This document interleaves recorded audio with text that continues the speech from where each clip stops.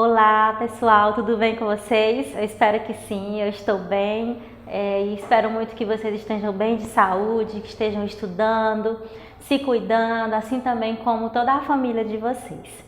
Bem, na aula de hoje nós vamos falar sobre um livro muito legal, muito importante para a nossa literatura brasileira, que é o livro Triste Fim de Policarpo Quaresma de Lima Barreto.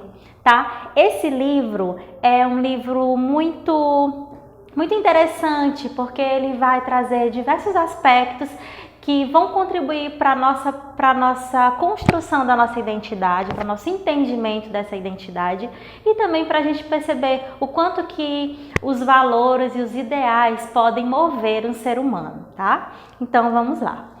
Bem, o autor desse livro, Lima Barreto, ele é carioca, nasceu no dia 13 de maio de 1881, tá?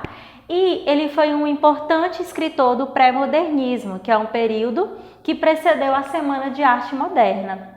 Então, esse momento aqui, ao início do século XX, foi o momento que Lima Barreto começou a desenvolver mais ainda a sua escrita, e esse livro foi muito importante, muito aclamado pela crítica, e por isso que ele faz parte do cânone brasileiro, tá bom? Prosseguindo. Bem, vamos aqui falar um pouquinho dos aspectos que estão relacionados à biografia do autor. Por quê? Porque isso vai fazer com que a gente compreenda a narrativa, o enredo da história dessa obra, tá bom? Com 7 anos ele ficou órfão de mãe e aí, por ser afilhado do Visconde de Ouro Preto, ele fez o curso secundário no Colégio Pedro II. E aí, então, ingressou na Escola Politécnica do Rio de Janeiro com a ajuda deste padrinho, tá? Porque ele não tinha condições financeiras. E aí ele começou a estudar engenharia. Em 1903, quando ele cursava o 3º ano, ele foi obrigado a abandonar o curso, porque o pai dele havia enlouquecido e ele teve então, gente, que trabalhar para ajudar a mãe a sustentar os 3 filhos, né? No caso, os irmãos dele. Então, em 1904, ele presta concurso para escriturário do Ministério da Guerra e foi aprovado e permanece nessa função até se aposentar. Em 1905, ele ingressou no jornalismo com uma série de reportagens que escreveu para o Correio da Manhã. Então, a história dele é muito marcada por livros onde ele lê e aí depois escreve, isso acaba influenciando bastante para o jornalismo, né? Essa prática de leitura e de escrita, e foi aí então que ele ganhou a vida, né? E sempre de modo a prestar atenção no que acontecia no Brasil, o que influenciou bastante a sua obra, os seus escritos, tanto os romances como também contos e crônicas. Bem, aqui nós vamos abordar a respeito do estilo literário e características da obra de Lima Barreto.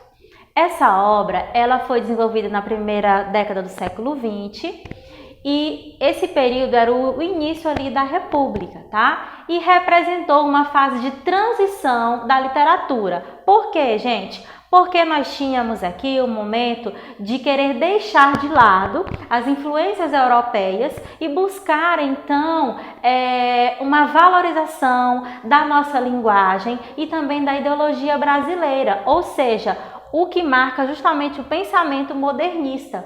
Então, o Lima Barreto é considerado um pré-modernista porque ele vem trazendo isso na sua obra. Ele vem colocando aqui pra gente a necessidade de valorizar o modo de falar brasileiro, a necessidade de valorizar a cultura brasileira, deixar de lado os aspectos europeus. Então, ele vem apresentando essa ideologia no início ali do século XX, o que foi fundamental para que o ideal modernista ganhasse força e assim, então, depois pudesse ser concretizado nos anos posteriores, tá? Esse período, que não chegou a constituir um movimento literário de fato, é considerado um pré-modernismo, justamente por conta desses aspectos que eu estou falando. E nós temos outros companheiros, né, outros escritores desse momento, que são Euclides da Cunha e Monteiro Lobato, tá bom? Bem, ele procurou escrever de uma maneira bem brasileira. Ele procurou abrasileirar, digamos assim, os seus romances. Então ele escrevia com muita simplicidade. Isso também pode ser uma influência do jornalismo, que tem a necessidade de uma linguagem clara, objetiva, né, para que todos possam compreender, independentemente ali do nível de escolaridade. Então a gente tem uma leitura mais legal de encarar, digamos assim, né, se comparada com outras obras relacionadas à nossa literatura, obras do século XIX, do século XVI, do século XVII, porque eram obras mais eruditas na linguagem, tá bom? Então, além dessa questão da simplicidade na linguagem, ele tem uma preocupação justa com os fatos históricos e com os costumes sociais. É o que a gente vai perceber nessa obra e também em outras obras desse autor. Ele, então, gente, é considerado uma espécie de cronista e um caricaturista, porque acaba se vingando da hostilidade, dessa questão mesmo da inimizade dos escritores e do público burguês, sendo um escritor revolucionário, querendo trazer mudanças, né, que eram então necessárias naquele período. Bem, quanto à vida dele ainda, ele foi internado 2 vezes com alucinações fantásticas que perseguiam bastante. Então, por conta disso, considera-se que ele teve depressão, né? E aí isso acabou influenciando bastante na sua obra. Ele escreveu em um momento de lucidez o seguinte: o abismo abriu-se a meus pés e peço a Deus que jamais ele me trague, nem mesmo o veja diante dos meus olhos, como o vi por várias vezes. Então, ele tinha esses problemas, mas também tinha os seus momentos de lucidez, onde ele então começava a escrever e as coisas faziam sentido, o que ele escrevia fazia sentido. Por isso que ele é um autor tão importante. Uma vez ele disse assim, de mim para mim, tenho certeza que não sou louco, porque ele acreditava, ele sabia das suas convicções. Ele então faleceu no Rio de Janeiro, no dia 1º de novembro de 1922, o ano inclusive da Semana de Arte Moderna no Brasil, né? Bem, por que esse livro é importante?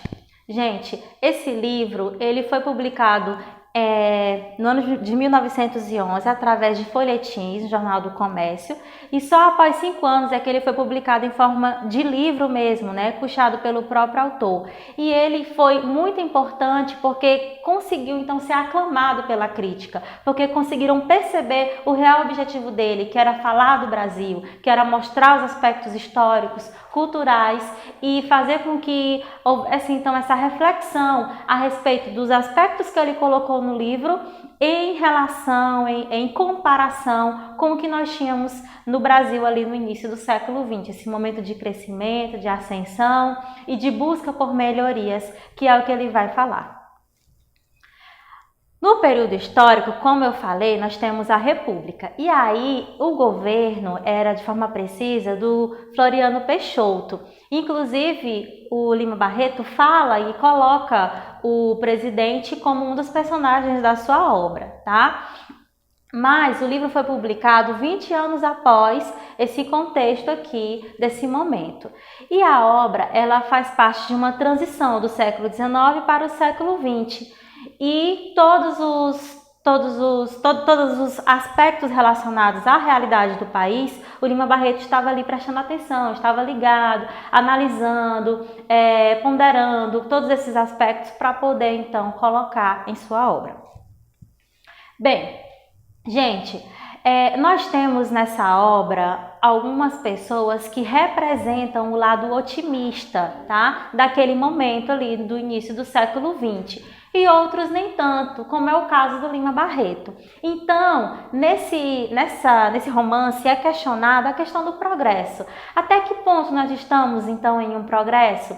Porque ele estava ali diante de um contexto pós-abolicionista. Então, nós temos a desigualdade social, o preconceito racial, porque aconteceu a abolição da escravatura, mas não tinha estrutura para inserir essas pessoas na sociedade de uma forma digna. Então, tudo isso ele pensa e coloca para poder questionar o progresso que o Brasil estava ali dizendo que já tinha, mas que na verdade estava muito longe de acontecer. Então, nós temos também, além desses aspectos, um questionamento ao pseudo-intelectualismo, porque ele também trabalha isso na obra e faz esse questionamento para que as pessoas pudessem parar e pensar a respeito disso aqui, porque era muita hipocrisia, né? Às vezes as pessoas se dão por intelectuais, mas na verdade não são, justamente porque eles só querem um status social, querem estar inseridos em determinados grupos, e isso também é colocado pelo autor. Bem, o livro ele é dividido em 3 partes, tá? Logo no começo a gente tem menção à lição do violão, que inclusive está aqui, né, na capa do livro. Ele era um homem, Policarpo, ele era um homem respeitado pela vizinhança, mas ao mesmo tempo eles achavam ali ele um pouco estranho, né? E já estavam acostumados com o jeito dele. Por que achavam estranho? Por causa do amor pelos livros e pelo patriotismo exaltado, muito exagerado, tá? E aí, a gente tem aqui um trecho da obra que diz o seguinte: não recebia ninguém, vivia no isolamento monacal, embora fosse cortês com os vizinhos que o julgavam esquisito e misantropo. O subsecretário não mostrava os livros a ninguém, mas acontecia que quando se abriam as janelas da sala de sua livraria, da rua, poder-se-iam ver as estantes pejadas de cima a baixo. Então aqui o livro começa a apresentar o fato dele ser uma pessoa muito leitora, né, e de estar ali sempre em contato com esse lado cultural, estabelecendo uma crítica ao academicismo, que é o que eu acabei de mencionar a respeito desse falso intelectualismo que o autor propõe, tá bom? E aí, no restante dessa citação diz assim: além do compadre e da filha, as únicas pessoas que o visitavam até então nos últimos dias era visto entrar em sua casa 3 vezes por semana em dias certos. Um senhor baixo, magro, pálido, com um violão agasalhado numa bolsa de camurça. Logo pela primeira vez, o caso intrigou a vizinhança. Um violão em casa tão respeitável. Então a gente tem aqui um trecho descritivo, traz os detalhes do professor de violão, que acaba fazendo com que a gente pare e pense, né? Imagine como que era a pessoa, que é muito importante nas obras literárias, esses trechos descritivos. E aqui a gente tem então a menção ao violão. Então ele vai começar a estudar o violão e aí ele se debruça, se deleita nesse momento, bem dedicado com o seu professor, que é uma pessoa que está ali sempre presente e que vai continuar sendo presente na obra, na vida do Policarpo. O violão, gente, é considerado então um símbolo da arte nacional, porque lembra que eu falei agora há pouco a respeito de afastar um pouco os costumes europeus do Brasil? Nós tínhamos muita valorização ao piano, que é um símbolo da arte da música europeia. E aqui eles começam então a, de certa maneira, defender, né, o que nós tínhamos no Brasil. Por isso que ele vai se dedicar ao violão, e o violão acaba sendo uma metáfora ao Brasil. O violão é o Brasil, o violão é a nossa cultura, o violão é a nossa necessidade de valorização. Então, é um símbolo que é colocado aqui logo nessa primeira parte, tá bom? Bem, a descrição, gente, também contribui bastante, não somente como eu acabei de mencionar, quando ele menciona ali, quando o autor menciona o professor sendo descrito, o modo que ele era, mas também quando a gente pensa no próprio protagonista. Olha só, Quaresma era um homem pequeno, magro, que usava pince-nez, que é aquele óculos caidinho, sabe, de antigamente. Olhava sempre baixo, mas quando fixava alguém ou alguma coisa, os seus olhos tomavam por detrás das lentes um forte brilho de penetração. E era como se ele quisesse a alma da pessoa ou da coisa que fixava. Contudo, sempre os trazia baixos, como se guiasse pela ponta do cavanhaque que lhe enfeitava o queixo. É um trecho totalmente descritivo, né, inserido na narrativa e que nos ajuda a entender quem era essa pessoa, quem era esse Policarpo. E a gente tem aqui, uma pessoa que buscava mergulhar na alma né, dos outros, ou seja, buscava esse contato, esse relacionamento, e ao mesmo tempo tinha características de uma pessoa cabisbaixa, uma pessoa que de certa maneira carregava ali uma tristeza, o que acaba sendo referência à vida do Lima Barreto, como eu acabei de mencionar agora há pouco, né, os seus aspectos depressivos. Então, a gente tem aqui um ser humano, né, cheio de defeitos, mas que tinha lições, que tinha objetivos a serem alcançados, tá bom? Bem, na primeira parte ainda, ele acaba parando um pouquinho a respeito das aulas de violão e indo para um momento de ligação com a língua do tupi, né? E aí ele começa a defender que é necessário valorizar o tupi, e ele faz até uma carta para que os oficiais, né, do Brasil valorizem essa língua como língua oficial. Por conta disso, ele é considerado como louco e ele então acaba sendo internado, tá? E aí, nesse momento, o que o autor quer nos colocar é justamente a necessidade de valorização da língua, da cultura brasileira e da nossa própria arte. E isso traz para as pessoas que convivem com o Policarpo e para nós, os leitores, a ideia de riso, porque de certa maneira o autor coloca como pitadas de humor esses fatos que vão acontecendo.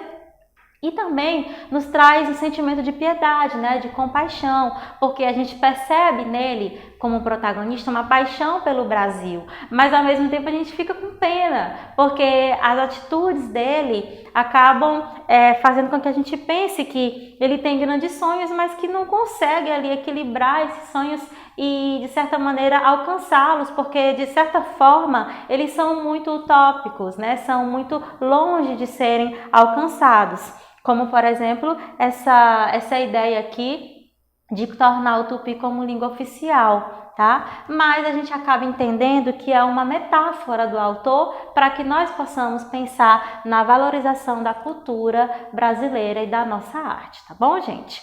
Então a gente vai dar uma pausa e na nossa próxima aula nós vamos continuar estudando sobre o Lima Barreto, sobre essa obra, entendendo então a parte 2 e a parte 3 e vários aspectos relacionados ao que esse autor busca nos ensinar, tá bom? Um abraço, fiquem com Deus!